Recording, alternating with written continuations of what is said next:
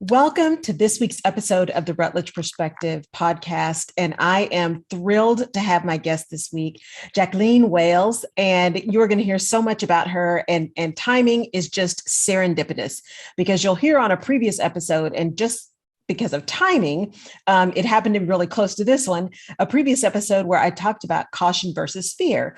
And then as I was looking at my calendar, I'm like, oh, this is great. I get to talk to an expert on how we really deal with fear and work through that, especially as women in the workplace. And so you're going to hear some great things from her. I'm going to introduce her really quickly. And as usual, you'll get the full bio in the show notes. So I'm just going to tell you a few highlights, and then we are going to dive right in. So Jacqueline is an astute observer of behavior, and she's endlessly fascinated by the messiness of being human. As the author of When the Crow Sings, The Fearless Factor at Work, and the soon-to-be published Fearless Women Leading the Way, she's explored human behavior and asked tough questions to discover hard truths for more than 35 years. And what's really cool about her, besides being this amazing author, right, is she's a writer, a singer, and a global nomad who has lived and traveled on 3 continents. And she developed a passion for martial arts, earning a black belt in karate, and now is an avid CrossFit athlete, which just blows my mind because every time I see those people do those box jumps, I get hives. So Jacqueline, welcome to the Rutledge Perspective. Thank you for spending this time with me. Well, thank you for that great introduction, Laura. That was wonderful. And no, I don't jump onto the box. I step up and step down. Just every time I see those, I'm like, oh, I can just see myself falling and busting out my teeth, right? Talk about fear. No. No, it takes a lot of bounce. I'm getting too old for the bounce, frankly. Yes. Step yes. Fine. Just thinking about it, my knees, my back. Yeah, no. So I'll find other ways to kind of do that. Well, I want you guys to really hear. So we're going to start first with Jacqueline giving us a little bit kind of a background and how she got here. And then we're going to dive right into this fear topic. So Jacqueline, tell us a little bit more about you and this journey. So the journey really began at a very early age when, fear in the household was pretty damn high because my father was an alcoholic and definitely didn't know how to control his temper. So we took it out on everybody else.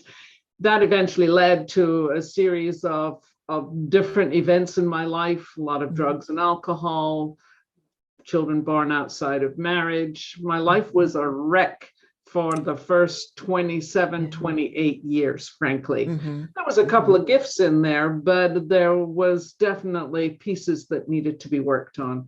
So by the time I got to my 30s, it was clear that fear was really rampant, and at the same time, I had challenged myself to move from London to San Francisco again, like I did the first time from Edinburgh, Scotland to London. I knew nobody, had no money, only what was on my back, and figured that I would work it out. And that's been the story of my life. It's like, let's take it by the seat of the pants and let's see what happens. But you have to face a lot of discomfort when you live your life that way. And I certainly understood that a lot. And so when I finally got in touch with how much fear and anger, because the anger was associated with the fear, had directed my life, and that was probably in my early 40s.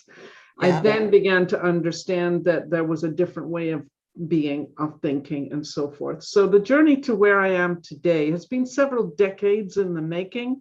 And as someone just about half an hour said to me, you seem so confident, you seem so present, you've got, all of this great energy. And I was like, it's not always been there, It's something you got to work on. And as a woman specifically, we have so much built into our DNA around who we are and how we show up in the world and what we can accomplish and all the rest of that. And then if you add in, childhood traumas and everything else that goes along with that, fear is a very real subject. But when I began to realize that fear is an enormous motivator. So, why does fear matter to our success? Because it's either a driver or it's a barricade or it's both. And in my case, it was both. It was both the barricade and the driver, because as one therapist told me, your anger has been your sustainable peace because you've been so pissed off that you were determined. If you tell me I can't do something, I would go, watch me. Yes. Yes. Well, and I want to dig more into that because when we think about fear, and it can be debilitating, it can absolutely put you, that nervous system, that reptilian brain can put you in dorsal, where all you want to do is just go to bed, your complete freeze. But it can also be the thing that does drive you, right? That phonetic energy. So before we dig into kind of the driver, let's talk about kind of the fear that ends up as the barricade and how we recognize that and then can put it in the right place. Yeah. Well, when I use the word barricade, what I have in mind is like, the street barricades where you've got mattresses, boxes and tires and all kinds of garbage that you piled up in order to keep out the enemy. Well, who's the enemy? It's you. Yes. That's so good. Yes. Who are you keeping out? You. Yeah. Exactly.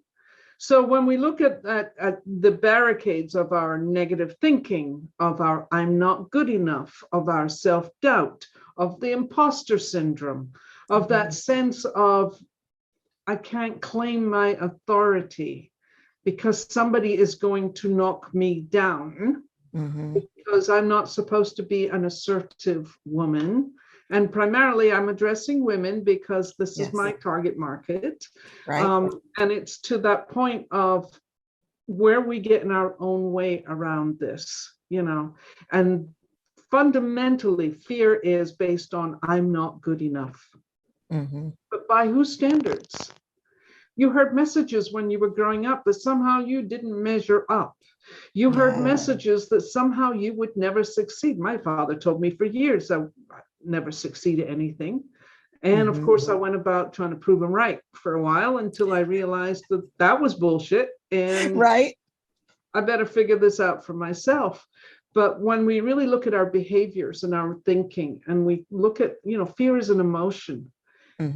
Fear primarily is based on the stories we tell ourselves. Yes. We are master storytellers, every one of us. Yes.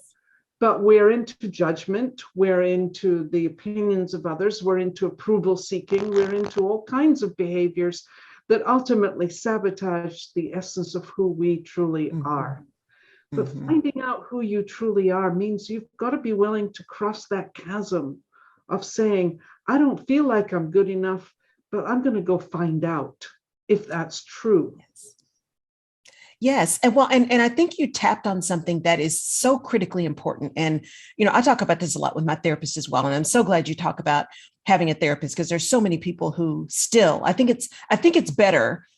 It's one of the good things that came out of this whole pandemic, right? Is this focus on mental health and kind of taking a lot of the shame away from therapy and being in therapy. But one of the things that we've talked about for years that I've been working with her is there's the experience that you have that is factual, right? It's real. So something happened and it impacted you. But then there's the story you tell yourself around that experience. And the story may or may not be true. Yes, it's based in fact, but how have you spun that to then put yourself in a position where, as you said, I can't move. I'm not good enough. I'm not enough. I can't handle anything that's too hard or too high, or I can't do those box jumps, right? So that whole idea of us spinning stories that actually feed the fear as a barricade, as opposed to feeding the fear as like something we can stand upon to move forward. And as you mentioned, how do you use that to just say, do it anyway? Yeah. And I heard something years ago about fear being the sharp edge of excitement. And that's good. I thought that was really, really good. And at the time I said, oh, so that's why I feel like I've been living on a knife edge all my life, Yes. Yes. Okay, so what are you going to do next to push your way through this? But to your point, the stories that we tell ourselves, we can either tell ourselves a positive story or a negative story, and the brain doesn't know the difference between the two. So I like to say that when I'm teaching my clients, when I'm working with my clients, we're setting some new neural pathways in the brain. And so when you hear that negative voice in there, first of all, ask yourself, who's doing the talking? Yes. 9 times out of 10, it wasn't you that started that messaging in your head. It was somebody else. And you took that as because it was important. They were an authority figure, that was the truth of who you are. But to your point, I like to say fear is imagination based on the stories we tell ourselves. But it's also about, do you have empirical evidence for your fears? Because too many times fears are predicated on what will happen in the future. Instead of realizing, as you said, this is our reality right this minute. What happened 5 minutes ago in our conversation is already part of history. And if you asked me what we talked about 5 minutes ago, I would have a hard time telling you. And what's going to happen 5 minutes from now, I have no idea. But we build the stories of worst case scenarios. You know, I'm going to be broke. I'm not going to have a job. I am somehow not going to have a good relationship. Whatever it is, that story that you're telling yourself, you have to stop and think about, is that the story I really want? And then I get the other side when people come in and they go, but I don't really know what I want. Okay, so tell me what you don't want. Start somewhere, right? Start somewhere. Tell me what you don't want. Now, once you've clarified that piece, let's set aside reality. Let's set aside the sense of, well, that's not practical. Nobody's going to do that. Nobody's yay. Okay. Have you tried it? No. Maybe. Succeed. Success. Fear of success. Yes. What happens if I succeed? My life will change. Well, yes it will. Yes. And that's a big one. You know, I know for me, that was a big aha moment for me, or as I call it, a well, damn moment. Because most people have the nice, clean ahas. I'm like, well, damn, why didn't I get that earlier? Which is, for me, success equals pain, right? That's what the pathway, the connect is for me, because the experience of being really successful was extremely painful. So I automatically connect more success, more pain, more success, more pain. Hey, I left all that success so I wouldn't have pain. So why am I working on success? Because I'm going to have pain. And so you have to disconnect that. And so as you think about what you've been doing and how you've been working with clients, yes, starting with the stuff they don't want to do, but how do you help them start to disconnect those incorrect stories, right? Maybe accurate experiences, but incorrect stories? So I think, you know, when I'm working with a client and I want them to tell me the story of who they think they are.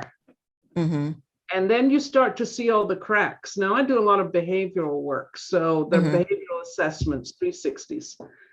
From this, the analysis that's done, it's very scientific and really right on point. When I look at the behaviors that are working in an individual, I can tell you right now where fear is working for you. Because if you've got a lot of passive defensive, approval driven, dependent, not making decisions, or you're highly competitive or very power driven where you need to, you know, your status is everything and you've got control and so forth, or even perfectionism, it's all about fear and not being good enough. So I will usually start there with my clients and then we kind of move out from there. But I'm always going to be challenging them on the stories they tell me. You think that story is real? Yeah, maybe not. Okay, so if it's not real, so what would be the alternative reality that you could create for yourself? So for instance, I'm working with a client right now, very high level individual, very consumed by negative thinking. And so my task for her right now is notice. Just notice. Yes. You know, it's like, I call it the 2x4 syndrome.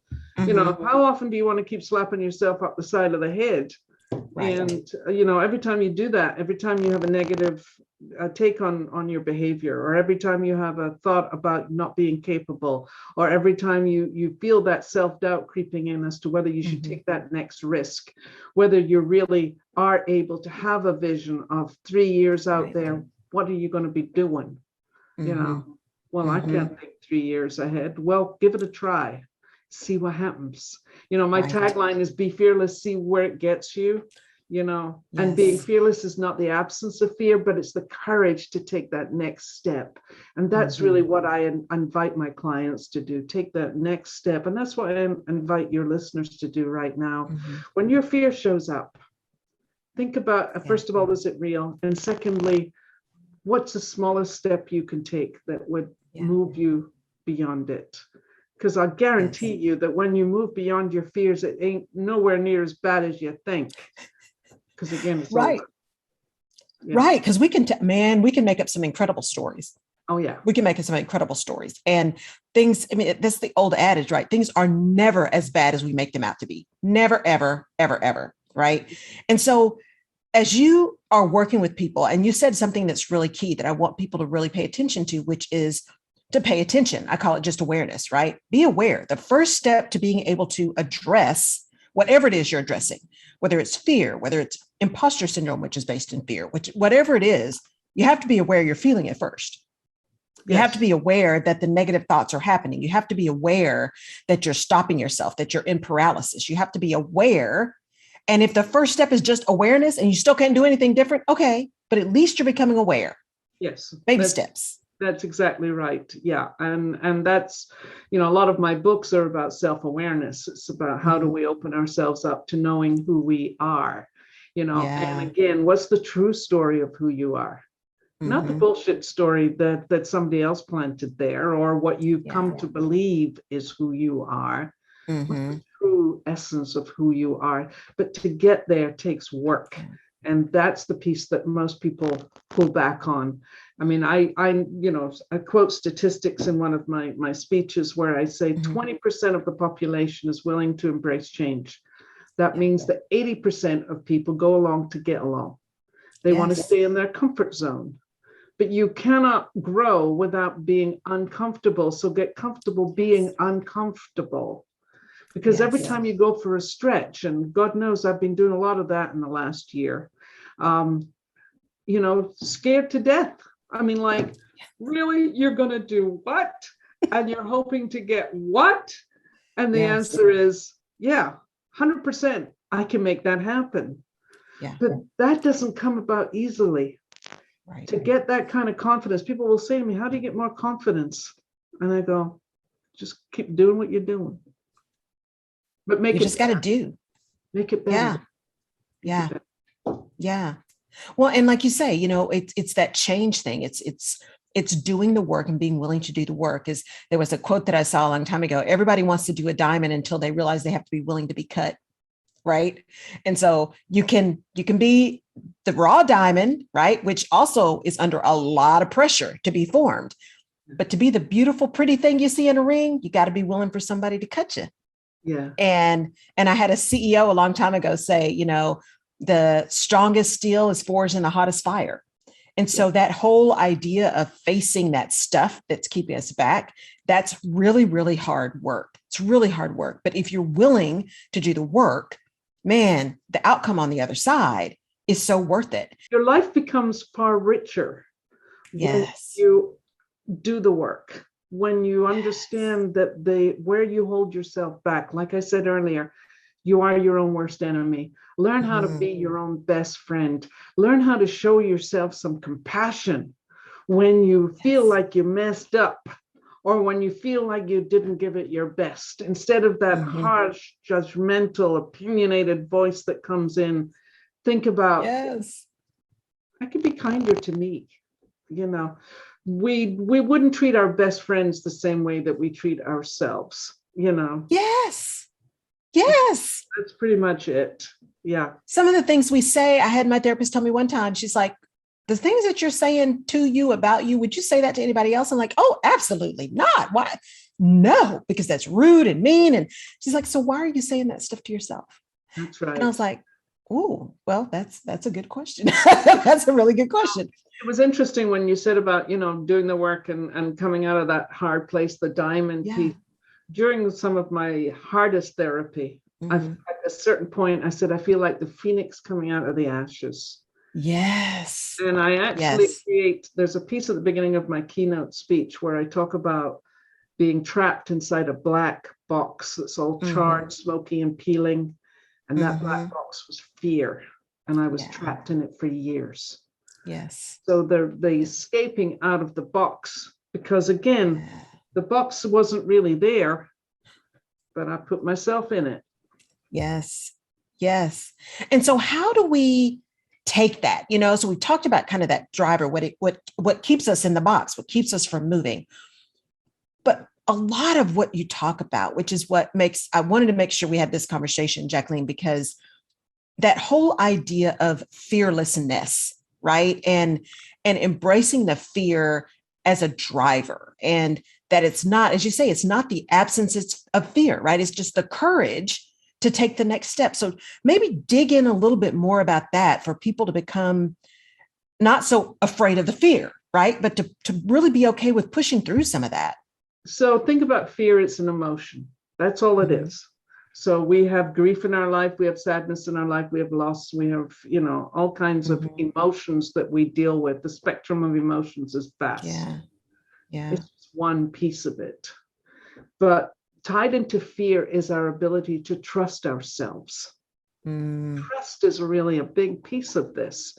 Do you trust yourself that you can handle whatever it is that comes your way? Now, I'm not the first person to say this. Susan Jeffers wrote about this in Feel the Fear and Do It Anyway about 35 years ago.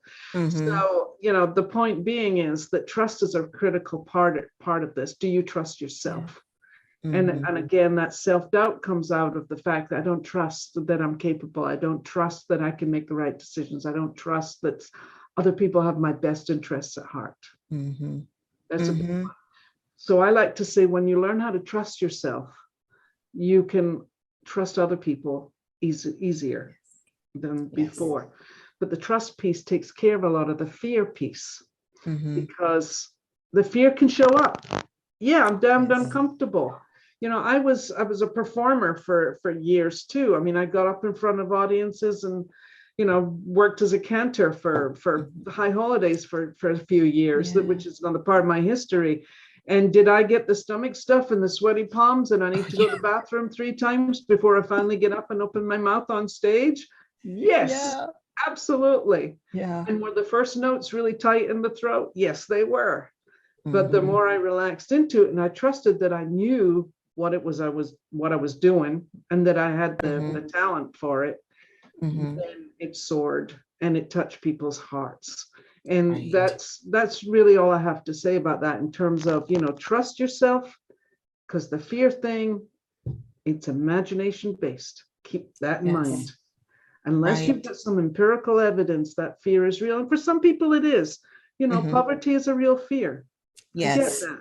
Domestic violence is a real fear. Financial instability is a real fear. Right. But what actions are you taking to move that aside? It doesn't have to be your reality. And when people say, I can't, well, then you just gave up.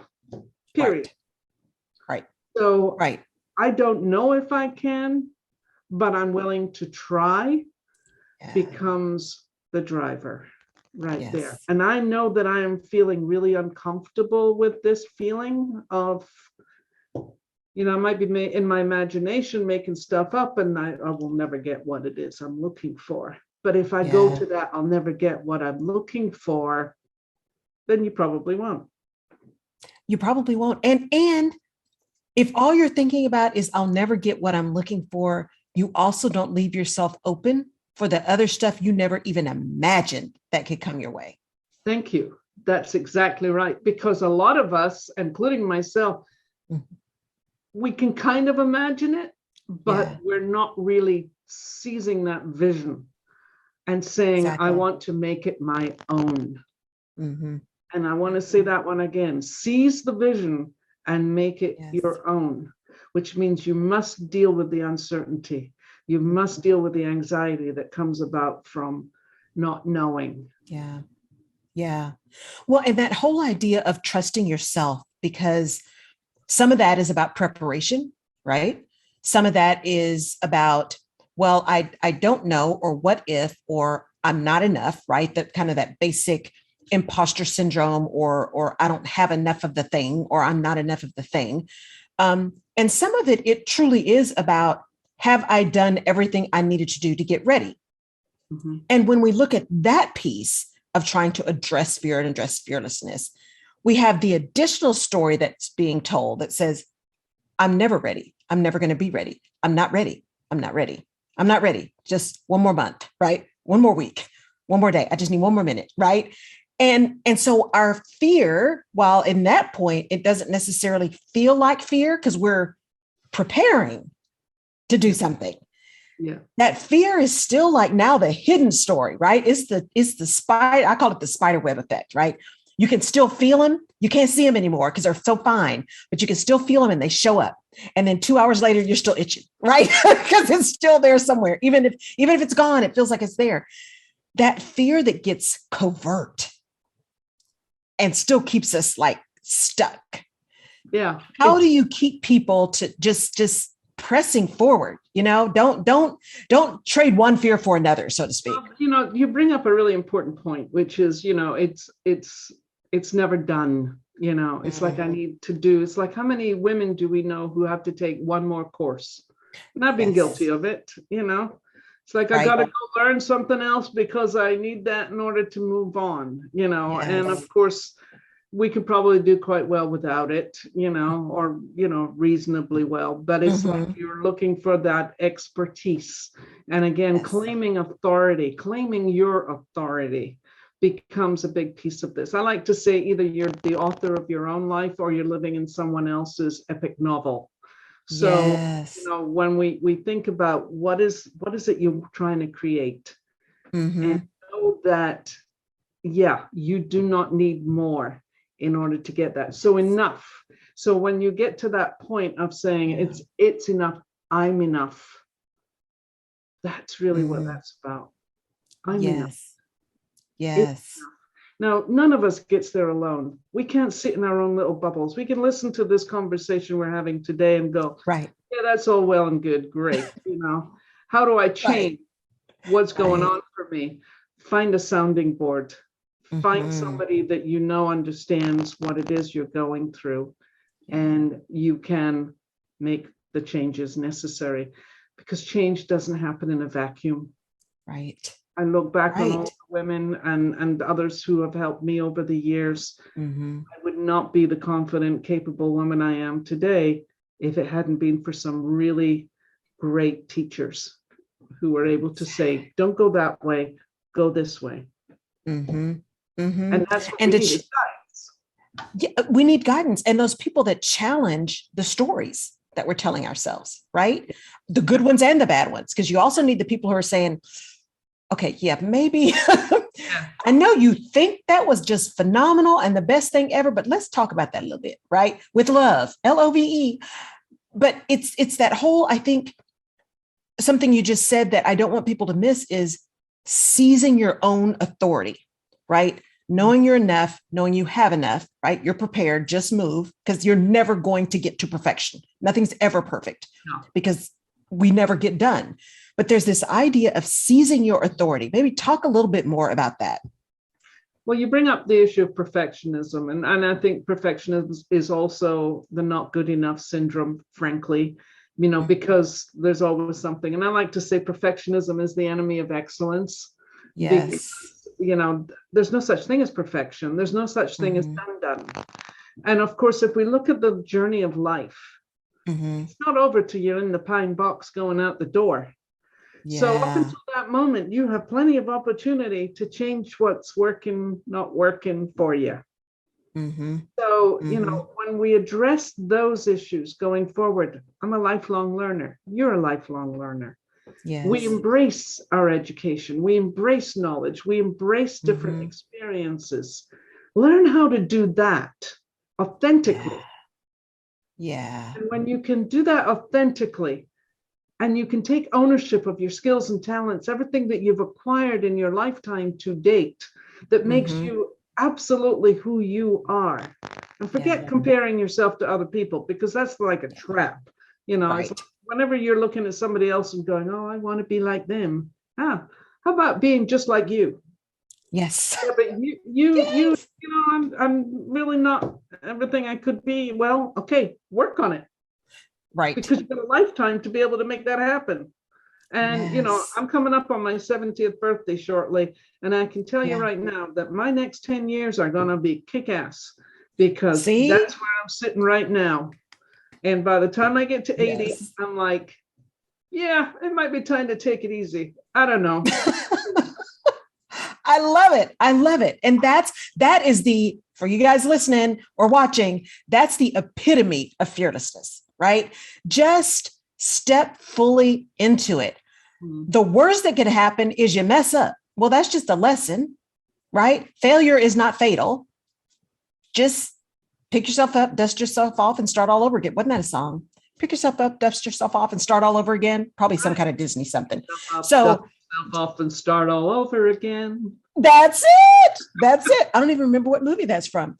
So yeah, it's that whole idea that fear doesn't have to be debilitating. And I highly encourage you guys that are listening to this and that are, watching this, please, please, please go pick up Jacqueline's books and listen to this and listen to her every time you can find her on anything, because this whole idea of sitting in your genius, right? Sitting in owning your authority. And I love that, own your authority, because there's only one you. Stop trying to be everybody else. There's only one you, and you have the opportunity to decide whether that fear is going to be a barricade, as she says, or that fear is going to be a driver for you. That movement forward, that ability to step into your greatness. So, Jacqueline, as we end, what are a couple of pieces of really great advice that you want people to know, to be able to take away from here if they're saying, man, I'm just stuck? What are a couple of things you want them to do today? So if somebody's sitting there thinking, I'm just stuck, okay, what is the one thing that you can do that would make a difference? And there's a great book out there called The One Thing. And he talks about, what is the one thing you can do today that would change everything? And I think that's a really important piece right there. So just one thing, one small thing. It doesn't have to be a huge leap. It's not about changing the entire, whatever it is. Just one thing. That would be my first piece of advice for you. Second piece of advice is when that fear shows up and you start hearing those alarm bells and you start thinking about all the things that could go wrong, write them all down. All the things that can go wrong. Yeah. And then put another column, all the things that can go right. And ask yourself, which one would you rather believe in? Yeah. Oh, that's good. That's really good. Because even the act of just writing it down, getting it out of your head, not letting it fester, right? You're putting it down on paper. Right. And that's phenomenal. Journaling and a lot of my work, and in fact, all of my books have a section at the end of every chapter, which is a list of questions that I want you to ask yourself. So if anybody's listening to this, go get a copy of The Fearless Factor or The Fearless Factor at Work. Yes. There are plenty of questions in both of those books that will allow you to do some very deep self-reflection. Because let's face it, if we don't take the time to really think about this stuff, then you keep just doing the same old, and nothing changes. Yes, exactly. And then we're at the end and we're like, well, what happened? How come I didn't? Well, if you give yourself the gift of doing the work that Jacqueline is talking about, give yourself the gift of doing the work. It's not a chore. It's a gift to do the hard work. The things that can happen and transpire for you are just incredible. Absolutely incredible. Jacqueline, thank you. Thank you for being on the Rutledge Perspective podcast, for helping us reframe this whole idea of fear. Thank you. Thank you. It's been amazing. It's been amazing. And you guys, please pick up her books and do the work. The questions in the back are really great. So make sure you are doing that, moving yourself forward. I appreciate your tuning in and listening and watching, downloading. Please give us a review. Make a note. You will have the information on Jacqueline as well in the show notes. So reach out to her, have her come do a keynote at your organization, wherever you are. You will not be disappointed. In fact, you will all be able to move forward in an incredible, fearless way if you pay attention and take the effort. Thank you so much for tuning in this week, and we will catch you next time. Take care. Bye, Jacqueline. Bye, Laura.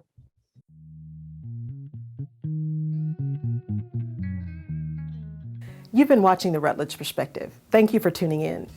If we have given you a different perspective, or if you've learned something new that you hadn't thought about before, please subscribe to the Rutledge Perspective podcast where you get your favorite podcasts, and give us a like on iTunes or Google Play or Stitcher. We really appreciate it. And your feedback is important as well, as we use that to inform our next episodes. You can also head over to my website, laurelrutledge.com, and download a freebie called Where's My Mojo that can really help you get out of your rut or maybe talk you back off that ledge of frustration. You can also find previous episodes of The Rutledge Perspective on laurelrutledge.com. I really appreciate your tuning in. Thank you so much, and we'll see you next time.